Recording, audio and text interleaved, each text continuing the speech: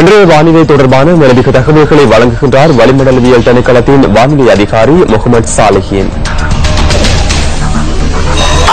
Iron ஒருங்கல் வலயத்தில் தாளமுக்கம் காணப்படுகின்றது. இது வானிலையில் தாக்கத்தை ஏற்படுத்துகின்றது.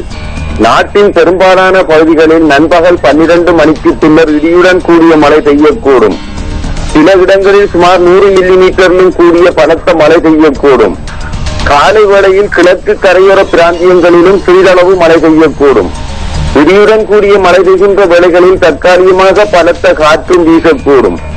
மின்னல் ஏற்படுகின்ற சந்தர்ப்பங்களில் பொதுமக்கள் அவதானத்துடன் செயற்பட்டு இழப்புகளை தவிர்த்துக் கொள்ளுமாறு கேட்டுக் கொள்ளப்படுகின்றனர். கடல் பிராந்தியங்களை பொறுத்தவரையில் நாட்டை சூழவுள்ள கடல் பிராந்தியங்களின் பல இடங்களில் நண்பகல் 12 மணிக்கு பின்னர் மழை அல்லது இடியுடன் கூடிய மழை பெய்யக்கூடும். சில கடல் பிராந்தியங்களில் காலை வேளையிலும் சிறிதளவு மழை பெய்யக்கூடும். காற்று மணித்தியாலத்துக்கு 20 முதல் 30 கிலோமீட்டர் வேகத்தில் தென்கிழக்கு திசையில் இருந்து வீசும். இடியுடன் கூடிய மழை பெய்கின்ற வேளைகளில் கடல் பிரதேசங்கள் இடைக்கிடையே மிகவும் கொந்தளிப்பாக காணப்படும்.